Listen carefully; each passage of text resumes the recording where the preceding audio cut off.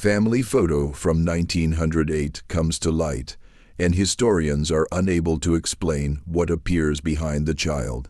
The basement archives of the Atlanta History Museum carried the scent of old paper and preservation chemicals. David Richardson moved cautiously between rows of filing cabinets, his practiced hands sorting through boxes of donated photographs that had arrived the previous week from an estate sale. At 42, he had spent 15 years as the museum's chief archivist, cataloging thousands of images that documented the city's complex history. He opened a box labeled Auburn Avenue Collection, early 1900s, and found it filled with photographs wrapped in tissue paper. Auburn Avenue had been the heart of Atlanta's prosperous black community in the early 20th century, a home to businesses, churches, and families who had built wealth and influence despite rigid segregation. David unwrapped the photographs one by one, making preliminary notes about each image. Most showed typical scenes: church gatherings, business establishments, family portraits. Then his hands touched a larger photograph, roughly 10 x 12 inches, mounted on thick cardboard backing. The image showed a handsome black family posed in front of a substantial two-story house. The father stood tall in a dark suit, his posture dignified and proud.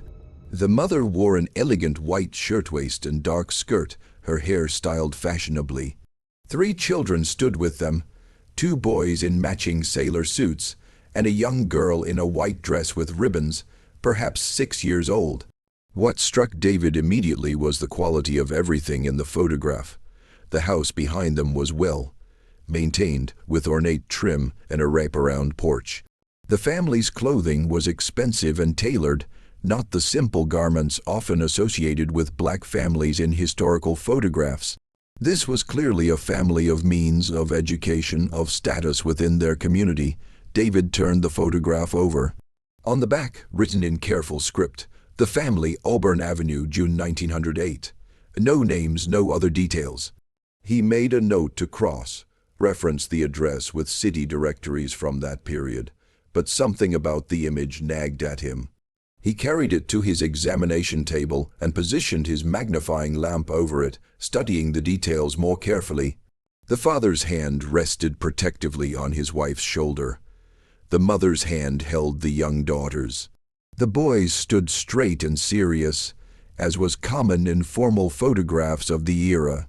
Then David's attention was drawn to the house behind them, specifically to a second-floor window visible over the mother's left shoulder. He adjusted his lamp and leaned closer. There was something in that window, a pale shape partially obscured by the curtain. At first he thought it might be a reflection or a flaw in the photograph, but as he increased the magnification, the shape resolved into something unmistakable: a face. A woman's face pressed against the glass, her hands visible on either side of her face, as if she were looking out or trying to be seen. David sat back, his heart racing. The woman in the window was white. He could see that clearly now: pale skin, light colored hair, and her expression, even in the grainy resolution of a century-old photograph, was one of distress, fear perhaps, or desperation. He checked the photograph again, examining every detail of the family posed outside. They showed no awareness of the figure in the window. Their expressions were calm, dignified, focused on the camera. But that face in the window changed everything about this image. David pulled out his reference materials on Atlanta in 1908. The city was rigidly segregated, with strict social codes governing interaction between races. The idea of a white woman living in, or being hidden in, a black family's home was virtually unthinkable. It would have been dangerous for everyone involved, potentially deadly. Yet there she was, captured accidentally by the camera, a figure that shouldn't exist according to everything David knew about that time and place. He made careful notes and took several photographs of the image with his professional camera, particularly enlarging the window section. Tomorrow he would begin the process of trying to identify this family and understand what this photograph was really documenting. But already David sensed he had found something significant, not just a family portrait, but evidence of a story that had remained hidden for 51 years, waiting for someone to look closely enough to see what the camera had accidentally preserved. David arrived at the museum early the next morning, the mysterious photograph occupying his thoughts through a restless night. He had made high-resolution scans of the entire image, with special attention to the window where the woman's face appeared. Under digital enhancement, her features became even clearer, young, perhaps early 20s, with an expression of unmistakable fear. His first task was identifying the house. Auburn Avenue in 1908 had been home to Atlanta's most successful black professionals, doctors, lawyers, business owners who had built substantial homes in one of the few areas where they could live without constant white interference. David pulled city directories from 1908 and 1910, cross-referencing addresses with property ownership records. The architecture visible in the photograph was distinctive, Queen Anne style with ornate trim, a wraparound porch, and distinctive gable windows. Only a few houses on Auburn Avenue matched that description. David made a list of addresses and their owners according to the 1908 directory. One entry caught his attention: 412 Auburn Avenue, owned by Dr. Marcus Hayes, physician. The directory listed his household as including his wife Elizabeth, a teacher, and 3 children. No mention of any white woman, no domestic servants listed, which itself was notable, as wealthy families typically had their help documented in census records. David pulled newspaper archives from 1908, searching for any mentions of Dr. Hayes or his family. He found several references.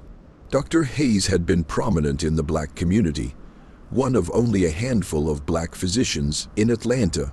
He had treated patients others refused to see, testified in court cases involving black victims, and written articles about public health for black newspapers. That kind of prominence would have made him a target. David found evidence of this, too: newspaper articles about threats against uppity black professionals, reports of violence, editorials warning black citizens to know their place. Dr. Hayes's name appeared in several articles about black professionals who challenged segregation's boundaries. David sat back, thinking. A prominent black doctor living in a fine house in a black neighborhood, with a white woman hidden in his home. What possible circumstances could explain that? His mind ran through possibilities, all of them dangerous, all of them potentially deadly for everyone involved. He needed to find out more about Dr. Hayes and his family. The photograph was dated June 1908. David began searching newspapers from May through August of that year, looking for any unusual incidents, any stories that might connect to what the photograph revealed. On his third day of searching, he found something. A small article in the Atlanta Constitution from July 12, 1908. Fire at Auburn Avenue residence. Authorities investigating suspicious blaze at home of colored physician. Family escaped unharmed. Cause under investigation. The article gave the address, 412 Auburn Avenue. Dr. Hayes's home had burned less than 6 weeks after this photograph was taken. David's hands trembled as he searched for follow-up articles. There were 2 more brief mentions, one stating the fire was ruled accidental, another noting that the Hayes family had relocated temporarily while repairs were made.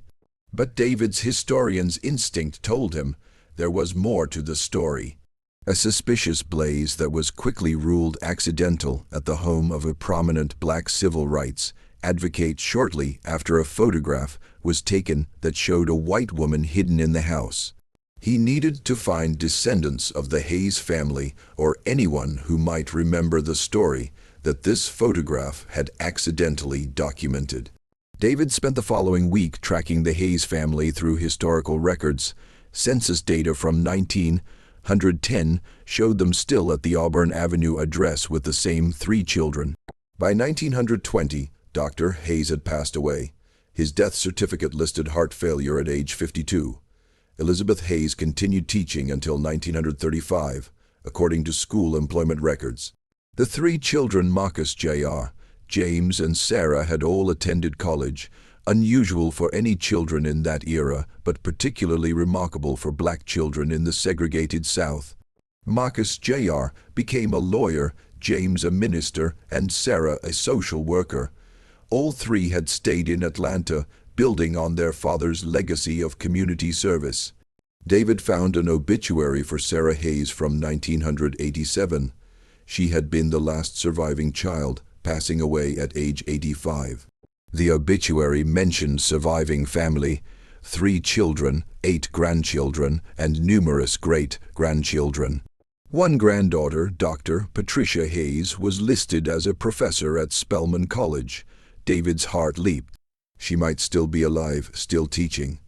He called Spelman's history department and learned that Dr. Patricia Hayes had retired 5 years earlier, but still lived in Atlanta. The department secretary, after David explained his work at the History Museum, agreed to pass along his contact information.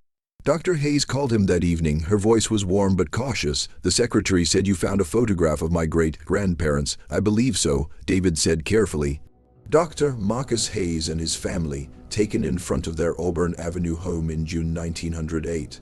"But there's something unusual in the photograph that I'd like to discuss with you in person, if you're willing." There was a pause. "Unusual how?"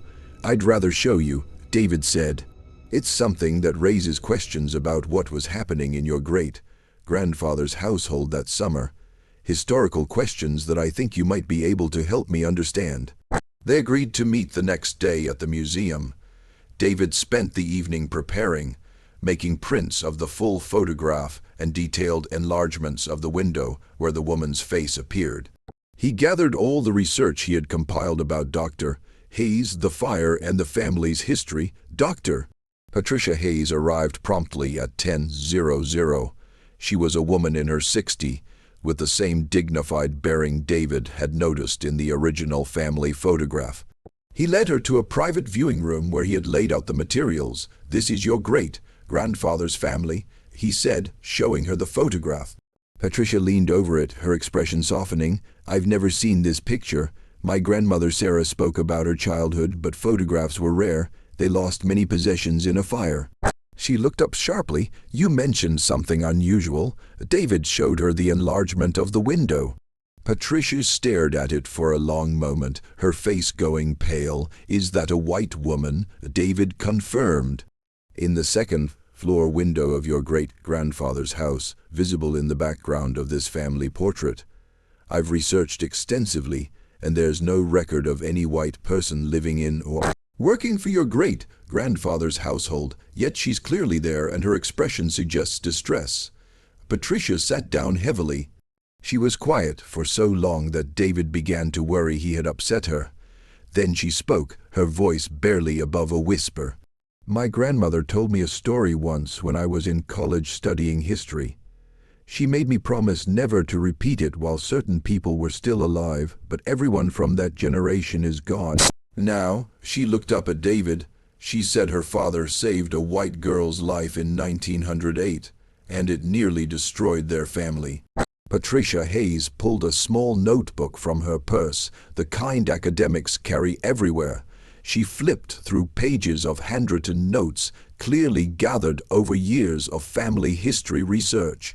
"My grandmother Sarah was 6 years old in the summer of 1908, Patricia began. She was the youngest child, and by her own admission, she remembered events from that time with a child's clarity, the feelings more than the facts. But certain incidents stayed with her vividly."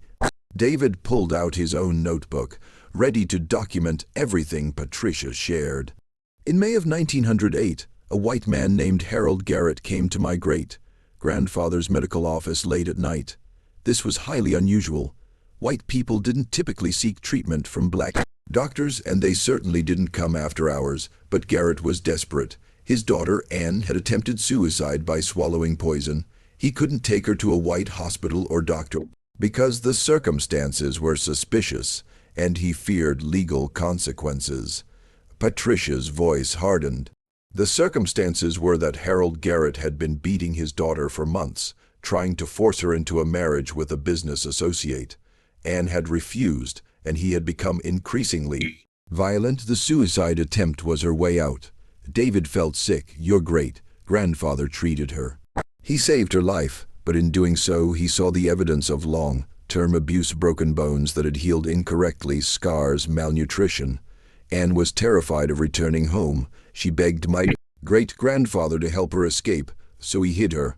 David said, understanding dawning. Patricia nodded. In the South in 1908, with strict segregation and social codes, who would think to look for a white girl in a black family's home? It was brilliant precisely because it was unthinkable, but it was also incredibly dangerous. If discovered, my great-grandfather could have been lynched. His entire family could have been killed. The black community's relative safety in that neighborhood could have been destroyed by white mob violence. She pointed to the photograph. This picture was taken in early June, about 3 weeks after Anne arrived. My grandmother said Anne stayed in the upstairs guest room, kept away from windows, never seen by visitors. The family told curious neighbors they had a sick relative visiting. In a closed community, people accepted that explanation and didn't pry. But she appeared in this photograph, David said, accidentally. My grandmother remembered the day clearly. A photographer had come to take a family portrait. My great-grandfather wanted to document their home and family before the boys went to boarding school. That fall, Anne had been instructed to stay away from windows during the session, but apparently she watched anyway. The photographer never noticed, focused on positioning the family in the foreground. Patricia touched the image gently. My grandmother said Anne was lonely, curious about the world outside her room. For those few minutes while the family posed, she probably felt connected to them. Watching a family that treated each other with love and respect, everything her own family had denied her. David studied the woman's face in the window again, seeing it now with new understanding. Not just fear, but longing. The hands pressed against the glass weren't just seeking help. They were reaching toward the kind of family life she had never known. What happened to her? David asked. The fire in July, was that connected? Patricia's expression grew grim. Harold Garrett discovered where his daughter was hiding. My grandmother never knew how, whether he had bribed someone or followed a lead or simply became suspicious of the black doctor who had treated Anne. But he came with others, white men, who believed they had the right to destroy a black family that dared harbor a white girl. Patricia continued, her voice steady but filled with old pain. The attack came on the night of July 10, 1908. My grandmother Sarah remembered being woken by her mother, who was moving quickly through the house, gathering the children. She could hear men shouting outside, could smell smoke. David listened intently, imagining the terror that must have filled that house. Harold Garrett and approximately a dozen other men had surrounded the house. They were throwing rocks, breaking windows, and had started a fire on the front porch. They demanded that Anne be turned over to them immediately, but my great-grandfather knew that if he simply handed her over, she would be returned to her abusive father, or worse, punished for disgracing her family by staying with black people. Patricia pulled out another document from her folder, a photocopied page from what appeared to be a personal diary. This is from my great-grandmother Elizabeth's journal. She rarely wrote about that night, but this entry is from a week afterward when the family had temporarily relocated. She wrote, Marcus stood at the door and told those men that Anne Garrett was under his medical protection and would not be returned to an abusive household.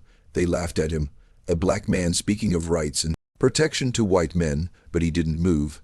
David felt chills run through him, the courage that must have required facing down a violent mob while protecting a white girl and his own family.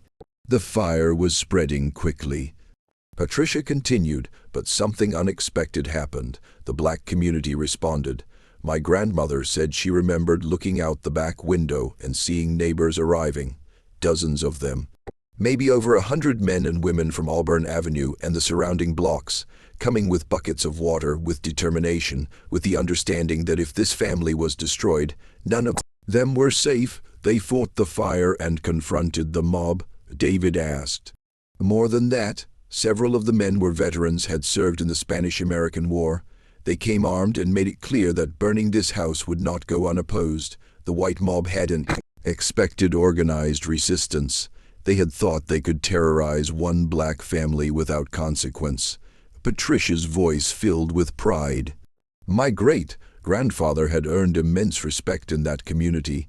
He had treated people regardless of their ability to pay, had stood up for civil rights, had helped families in crisis. When his home was attacked, the community defended him as he had defended them. What about the police? David asked. Patricia laughed bitterly. They arrived eventually after the community had already put out the fire and the white mob had dispersed. The official report called it an accidental fire, cause unknown. No mention of the attack. The mob or the true circumstances, that was typical. Authorities rarely acknowledged white violence against black citizens. David looked at the photograph again at the Hayes family standing proudly in front of their home, unaware that in just weeks they would face this crisis. And at Anne's face in the window, the white girl whose desperate situation had sparked such violence. Where was Anne during the attack? He asked. That's where the story gets more complicated. Patricia said, and where my grandmother's memory becomes less clear. She remembers her father taking Anne down to the basement, to a hidden root cellar that connected to old tunnels, remnants of underground railroad that had once helped enslaved people escape. Anne was kept there during the worst of the attack. David's historian mind raced. Underground railroad tunnels beneath Auburn Avenue homes. It made sense. Atlanta had been a crucial junction point for people fleeing slavery, and the infrastructure that had saved lives before the Civil War apparently still served that purpose decades later. After the mob dispersed, my great-grandfather knew Anne couldn't stay. Her presence had nearly gotten his family killed, but he also couldn't simply return her to her father. Patricia carefully unfolded another document, a letter yellowed with age, written in elegant script. This is from Anne Garrett herself, written in 1952 to my grandmother Sarah. They had maintained contact secretly over the years. Anne wanted Sarah to know what had happened after that terrible night. She handed the letter to David, who read it carefully. Dear Sarah, you were so young that summer, I doubt you remember me clearly. But I remember you, a bright-eyed child who would sometimes peek into my room and smile at me, making me feel less alone. Your father saved my life twice, once from poison and once from a fate worse than death. I want you to know what became of me after I left your home, so you can tell your children someday that courage and compassion can triumph over hate. After the fire, your father contacted a network of people, some black, some white abolitionists who had once helped escaped slaves. They arranged for me to be smuggled out of Atlanta, hidden in a freight wagon heading north. I traveled to Philadelphia with false papers, my hair cut short, dressed as a boy to avoid detection. In Philadelphia, Quaker families took me in, helped me finish my education, and eventually supported me in becoming a teacher. I married a good man, a bookshop owner who treated me with kindness I had never known. We had 3 children, and I made sure they understood that people of all races deserve dignity and respect, a lesson I learned from your family. I never saw my father again. He died in 1920, and I felt no sorrow, but I think often of your father, your mother, your brothers, and you. Your family risked everything for a stranger simply because it was right. That kind of courage shaped who I became and how I raised my own children. David read the letter twice, moved by Anne's words. Did your grandmother maintain contact with her? Christmas cards, occasional letters, always carefully worded in case they were intercepted. Anne sent photographs of her children, and my grandmother sent pictures of hers. 2 families separated by hundreds of miles and racial boundaries, connected by one summer when courage mattered more than fear. Patricia pulled out more photographs, images of Anne in her later years, surrounded by children and grandchildren, her expression peaceful and content. She looked nothing like the frightened young woman in the window of the 1908 photograph. Anne passed away in 1976, Patricia said. Her obituary mentioned she had been a lifelong activist for civil rights and women's rights, that she had marched in suffrage parades, donated to the NAACP, taught generations of children Question injustice, but it didn't mention why. Didn't tell the story of a black family that saved her life when her own white family tried to destroy it. David looked at all the material spread across the table. The original photograph with Anne's face barely visible in the window, the diary entries, the letters, the later photographs. Together, they told a story that challenged simple narratives about race relations in the early 20th century. "Why didn't your family share this story publicly?" David asked. Patricia's expression grew complicated. Several reasons. First, while Anne was alive, revealing the story could have endangered her. Her father had connections. Even decades later, there could have been repercussions. Second, the black community in Atlanta had to be careful, reminding white people of times when black families had protected white people, had acted with more humanity than white families showed. That could spark backlash. She paused, gathering her thoughts. But the main reason was that my great-grandfather didn't do what he did for recognition or credit. He did it because a young woman needed help, and he had the skills and courage to provide it. Photograph accidentally documented Anne's presence, but my great-grandfather never wanted proof or praise. He wanted Anne to be safe. David understood, but he also felt strongly that the story needed to be told. Now times have changed. Anne's gone, your great-grandparents are gone, the people who might have caused trouble are gone. This story of moral courage, of cross-racial compassion, of community solidarity, it needs to be known. Over the following months, David worked closely with Patricia Hayes to create a comprehensive historical exhibition. They titled it ** Hidden in Plain Sight, Stories of Courage in Jim Crow Atlanta **. The 1908 family photograph served as the centerpiece, with detailed explanations of what the image accidentally revealed. Patricia provided family documents, photographs, and oral histories that filled in the full story. David researched the broader context, Atlanta's racial dynamics in 1908, the violence that black communities faced, and the networks that helped people escape dangerous situations despite rigid segregation. They also tracked down Anne Garrett's descendants. Anne's granddaughter, Carol, now in her 60s and living in Boston, was shocked to learn the full story of how her grandmother had escaped Atlanta.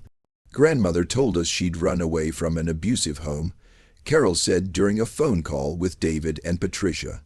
She said kind people had helped her reach Philadelphia, but she never specified who those people were or the details of her escape. "I always assumed she'd been helped by white abolitionists or Quakers. She was," Patricia said gently. "Eventually, but the people who saved her life initially, who hid her when it was most dangerous, were my great-grandparents, a black family who risked everything." Carol was silent for a long moment. Then her voice came through, thick with emotion. "I need to meet you. I need to see this photograph and hear the full story, and I need to thank your family even though it's generations too late." Carol flew to Atlanta for the exhibition's opening. The moment she and Patricia met was emotional. Two women, one white and one black, descendants of families whose fates had intertwined during one desperate summer over 50 years ago. They embraced, both crying, both understanding that they carried forward a legacy of courage and compassion that transcended the racial hatred of their ancestors' time. The exhibition opened on a Saturday in March 1960.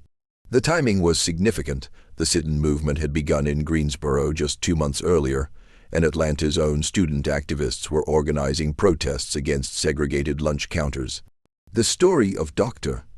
Hayes and Anne Garrett resonated powerfully with the young activists, who saw parallels to their own struggle. David had worried that white visitors might stay away, uncomfortable with a story that showed black moral superiority and white violence. But the opposite happened. Hundreds of people came, both black and white, drawn by the mystery advertised in the exhibition's promotional materials. A family photograph with an unexplained figure in the window. The photograph itself was displayed with careful lighting that emphasized both the dignified family in the foreground and Anne's barely visible face in the window. Beside it, enlarged details made her presence unmistakable, along with explanatory text that told the full story without minimizing the danger or the courage required. Additional displays showed Anne's letter to Sarah, photographs of her later life, and documents about the Hayes family's continued civil rights work. Dr. Marcus Hayes Jr.'s legal career fighting segregation, James Hayes's ministry that preached equality, and Sarah Hayes's social work helping abuse victims, all showed how that summer of 1908 had shaped their life's work. But the most powerful display was a simple one. The 1908 photograph next to a 1955 photograph of Anne and Sarah finally meeting in person after 47 years of correspondence. Both were elderly women by then, but their embrace showed the bond that had persisted across decades and racial boundaries. Carol stood before this display during the opening with Patricia beside her. Our grandmothers stayed connected all those years. Carol said softly, "They understood something that most people in their time didn't, that humanity matters more than race, that courage can bridge any divide." A young black woman, perhaps 20 years old, approached them. "Excuse me, are you the descendants mentioned in the exhibition?" Patricia and Carol both nodded. The young woman's eyes filled with tears. "I'm a student at Spelman. We're organizing sit-ins at downtown lunch counters, and we're facing violence, threats, arrests. But this story, knowing that people have been fighting this fight for generations, knowing that courage and compassion existed even in the darkest times, it gives me strength to keep going." Patricia took the young woman's hand. "My great-grandfather would want you to know that the fight is worth it, that standing up for what's right, even when it's dangerous, is the only way change happens." The exhibition's success led to unexpected developments. Several elderly Atlanta residents, both black and white, came forward with their own memories and stories from that era. One white woman in her 70s approached David during the exhibition's second week. "My grandmother knew Anne Garrett," she said quietly. "I remember her talking about Harold Garrett's daughter who disappeared in 1908. The official story in white circles was that she had run off with a man and disgraced the family. But my grandmother never believed it. She said she had seen Anne with bruises, had heard rumors about Harold's violence." The woman pulled out an old photograph. "This is my grandmother with Anne, taken sometime in 1907. You can see them together at a church social. My grandmother said Anne was sweet but terribly afraid of her father." David documented the photograph and the woman's testimony, adding it to the exhibition's growing collection of evidence. Each new piece filled in the story more completely, showing the broader community context that had made Dr. Hayes's actions both necessary and extraordinarily risky. A black man in his 80s came forward with a different kind of evidence. "My grandfather lived on Auburn Avenue in 1908. He was one of the men who came to fight the fire that night. He told me about it when I was young. Said it was the night the community learned they could stand together against white violence. After that night, there were several more attempts to intimidate black families in that neighborhood, but each time the community responded as a unit. Eventually, the attacks stopped." This testimony illuminated something David hadn't fully appreciated. The Hayes family's crisis had been a turning point for the entire Auburn Avenue community. By standing together against the mob, by refusing to let one family be sacrificed, they had established a precedent of collective defense that protected them all. Patricia received a letter from Anne's other granddaughter, who lived in California. "I found boxes of my grandmother's papers after reading about your exhibition. She kept detailed journals from her time in Philadelphia, including entries about her escape from Atlanta. Would you like copies?" The journals provided Anne's own perspective on those terrifying weeks. One entry from June 1908 was particularly moving. "I live in a strange world now, hidden in the home of a Negro family, dependent on the kindness of people my father taught me to fear and despise. But Dr. Hayes and his wife Elizabeth treat me with more genuine compassion than my own family ever showed. Their children smile at me through the door, trying to make me feel welcome despite the danger my presence brings them. I am ashamed of my father, ashamed of my race, ashamed that people of color must risk everything to show basic human decency that white people withhold. Another entry from after the fire showed Anne's awareness of what the Hayes family had sacrificed. The house nearly burned because of me. Dr. Hayes could have turned me over to the mob, saved his family, protected his children. Instead, he stood firm, told those men that I was under his protection, treated my life as valuable as any other. I will spend the rest of my days trying to be worthy of that courage, trying to teach others that race means nothing compared to character. David incorporated these new materials into the exhibition, creating a more complete picture of that summer and its aftermath. The story wasn't just about one dramatic night. It was about the daily courage required to harbor a fugitive, the community solidarity that made resistance possible, and the lasting impact on everyone involved. News of the exhibition spread beyond Atlanta. Articles appeared in newspapers across the South and even nationally. The combination of the mysterious photograph, the unexpected story it revealed, and its relevance to the current civil rights movement made it compelling to a wide audience. Some responses were hostile. David received angry letters from white supremacists who claimed the story was fabricated, who insisted that no respectable white girl would accept help from black people. But far more responses were positive people, thanking the museum for telling a story that challenged simplistic narratives about the past. 6 months after the exhibition opened, Patricia organized a special event, a reunion of descendants from both families. Anne's children and grandchildren traveled from across the country to meet the Hayes descendants in Atlanta. The museum hosted the gathering in its main hall, surrounded by the exhibition that told their shared story. Carol stood before the 1908 photograph with Patricia, both women now in their 60s, studying the image that connected their families. "I look at this picture differently now," Carol said. "Before I knew the story, I would have seen it as just another historical photograph, interesting but distant. Now I see individual acts of courage, your great-grandfather standing firm against violence, your great-grandmother harboring a stranger, their children keeping a dangerous secret, and my grandmother, alone and terrified in that upstairs room, finding hope in a family that defied every expectation." The reunion brought together over 30 people, Hayes descendants and Garrett descendants, spanning 3 generations since that fateful summer. They shared family stories, compared photographs, and marveled at how their ancestors' brief intersection had shaped multiple family lines. Anne's son Thomas, now 78 years old, spoke to the gathered group. "My mother raised us with an absolute commitment to racial equality and human dignity. We grew up attending integrated churches, supporting civil rights organizations, challenging segregation wherever we encountered it.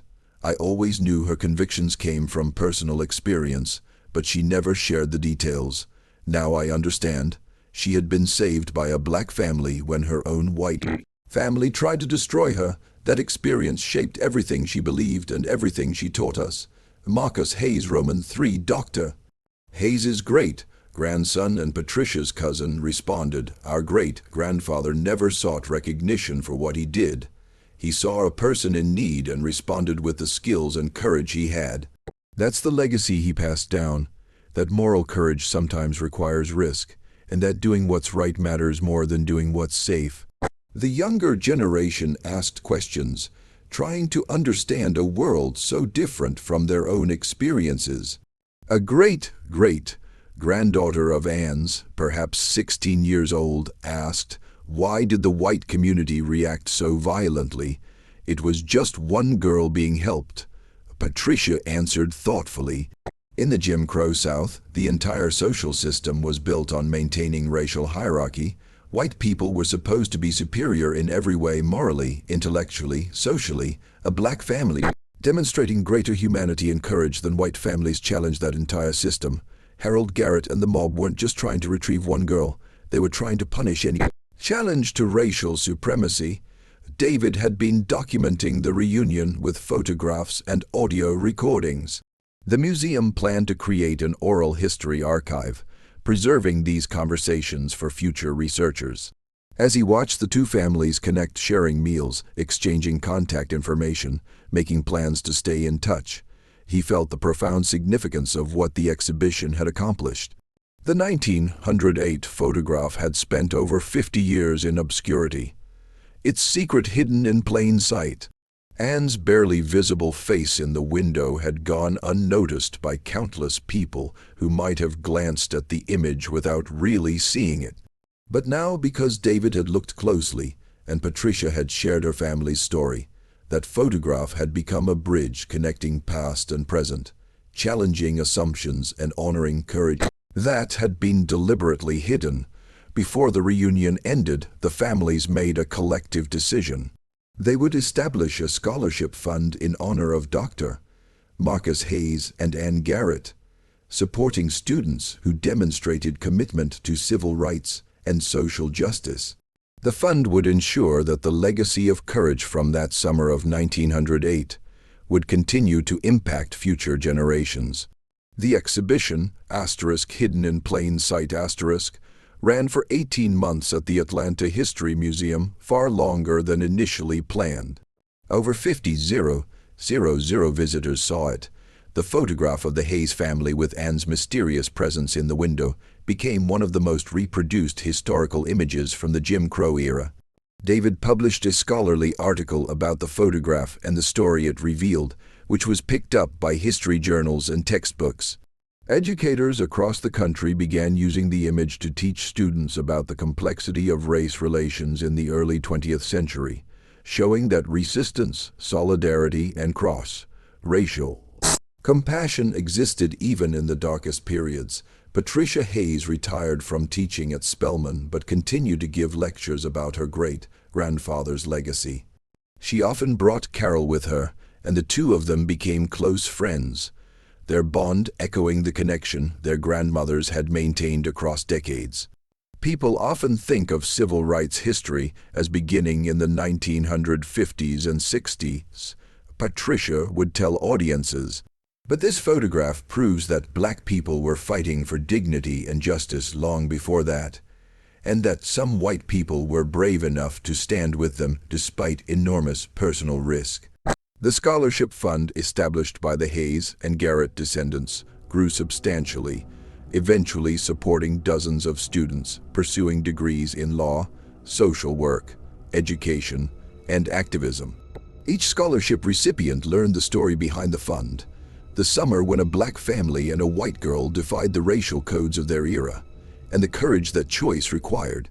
Anne's granddaughter, Carol, became an active supporter of the civil rights movement, attributing her activism directly to learning her grandmother's story. Knowing that my grandmother was saved by a Black family, that her entire future depended on their courage, how could I not fight against racism in all its forms? I owe my very existence to Dr. Hayes and his family. The least I can do is continue their work. The photograph itself underwent conservation treatment and was eventually transferred to the permanent collection of the National Museum of African American History and Culture in Washington, D.C., where it remains on display. The placard beside it tells the full story, from Anne's appearance in the window to the fire that nearly destroyed the Hayes family, to the lifelong connection between the two families. David Richardson retired from the Atlanta History Museum in 1985, having spent over 40 years as an archivist. In interviews about his career, he always returned to the Hayes family photograph as his most significant discovery. Archivists and historians must look closely, he would say. The most important stories are often hidden in plain sight, waiting for someone to notice a detail others missed. That face in the window changed everything, not just for me as a historian, but for two families who learned they were connected by courage, and for thousands of people who saw the photograph and understood that resistance and compassion have always existed, even when they have been deliberately hidden or forgotten. The photograph's impact extended beyond history books and museums. Artists referenced it in paintings and installations. Filmmakers used it as inspiration for documentaries about hidden histories. Teachers made it a centerpiece of lessons about moral courage and cross-racial solidarity, but perhaps the most profound impact was personal. Descendants of both families continued to gather every few years, maintaining the connection their ancestors had forged in crisis. Children who had never met learned they were bound together by history, by courage, by the choices people made when faced with impossible situations. On the 50th anniversary of the exhibition's opening in 2010, an elderly woman approached the museum with a donation, a small leather journal that had belonged to Dr. Marcus Hayes. Inside were his private reflections from 1908, including this entry from the night of the fire, *tonight. My family nearly died for the decision to protect one frightened girl. Some might say it was foolish that I should have turned her over to save my children, but what would I have taught them by choosing safety over justice? That some lives matter less than others, that courage means nothing when it becomes difficult, no. Tonight we stood together, my family, Anne, and our community, and proved that humanity can overcome hate. Whatever tomorrow brings, my children will remember that their father chose what was right over what was easy. That is the only legacy that matters. The journal entry was added to the museum's collection, a final piece of evidence that Dr. Hayes had understood exactly what he was doing, not just saving one girl, but teaching his children, his community, and future generations that courage matters most when it costs the most. The photograph remained what it had always been, a family portrait taken on an ordinary summer day. But it was also extraordinary, a document of resistance, of solidarity, of the mysterious woman in the window whose barely visible presence revealed a story of courage that had been hidden for 50 years, waiting for someone to look closely enough to see. And once seen, that story changed everything. For two families, for a city, for historians, and for anyone who understood that the most powerful acts of resistance often happen in secret, documented only by accident, preserved only by chance, but capable of inspiring generations once their truth is finally